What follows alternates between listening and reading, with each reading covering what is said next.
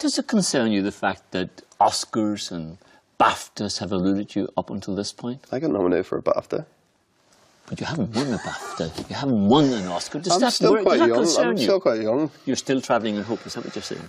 No, it's funny, those sort of things. I was always like, I don't really care about any of that stuff. I really didn't think I cared until I was nominated for a BAFTA for the first series of The Fall, and I was there, and it wasn't until the night I got there, and we were at the BAFTAs, and I went, you know what, I want to win this.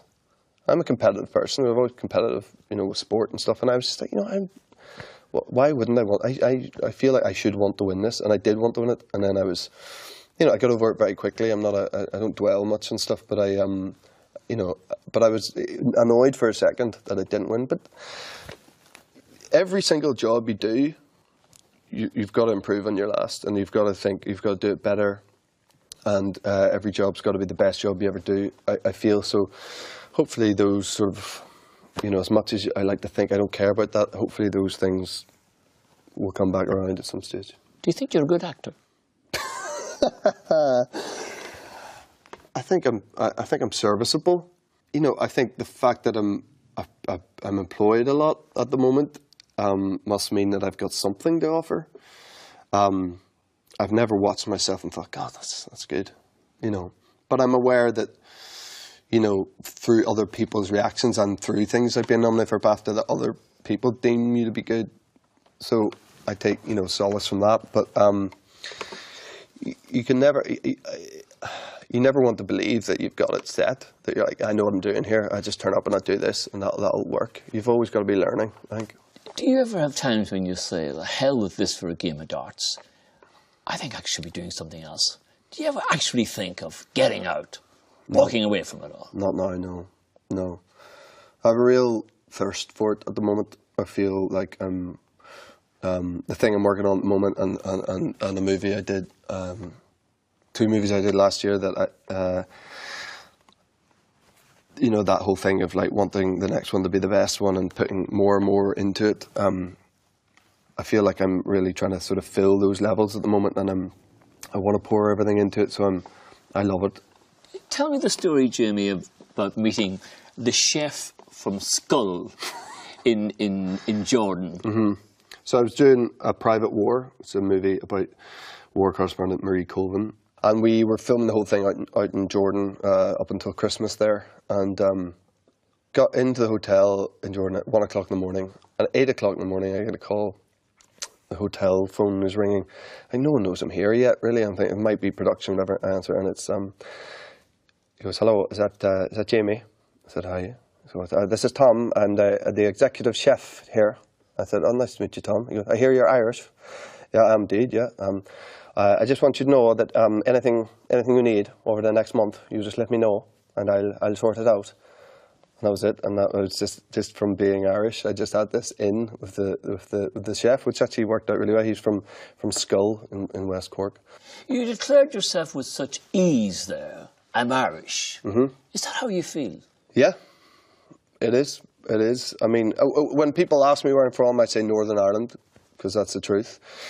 But when it boils down to it, and it does boil down to it a lot, because you're asked this a lot, and because when people know where you're from, if you're from Belfast, I travel all around the world, and just people want to know that very thing. Do you consider yourself Irish or British? Or they ask you Catholic or Protestant, which personally to me neither apply.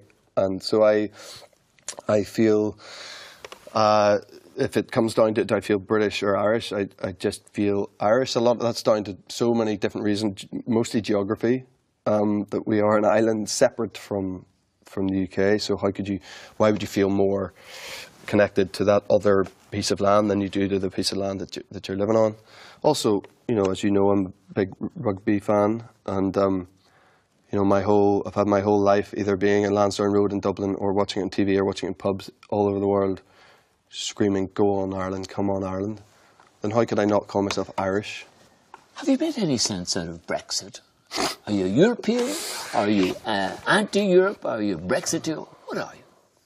I'm anti-Brexit. I am kept awake at night for what it means for this country.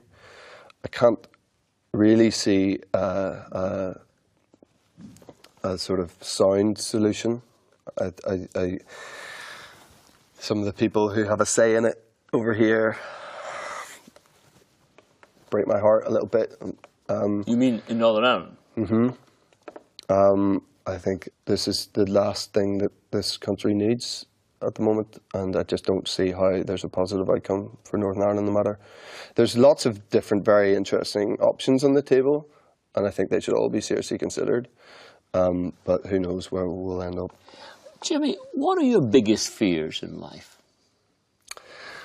Actually, someone asked me that recently, and I didn't have an answer. I don't. The only thing that I can think of is that I fail my family, that I don't provide for my wife and my kids.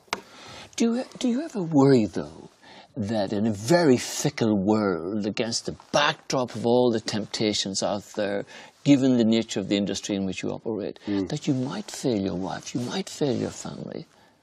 Does that concern you?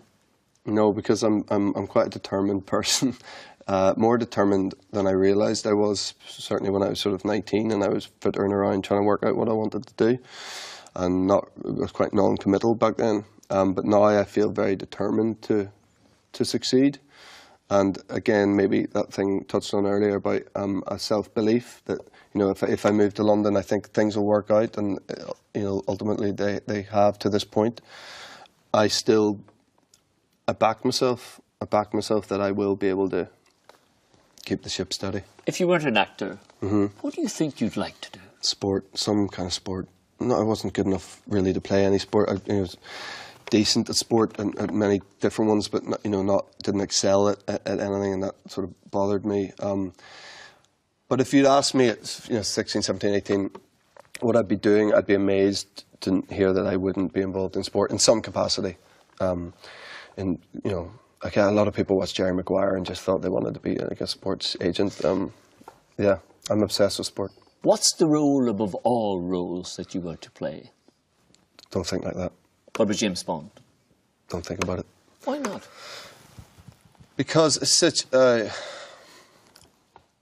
Setting goals in this trade as an actor is a really bad idea, I think, because it's so unpredictable and you don't have a clue what's going to happen, and you know, you're always jealous as an actor. I feel I'm delighted at everything I've done, especially in the last year or so. I've just put so much heart and soul and love into it, and I think this is going to be something that I can look back on and be really proud. And you put everything into it.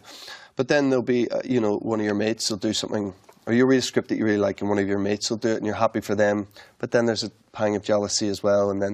But then you might do something that they want to do. And there's always another career. As happy as you are and as employed as you are and as satisfied as you are as an actor, there's always going to be like, I like his career. I like some of the choices he makes are better.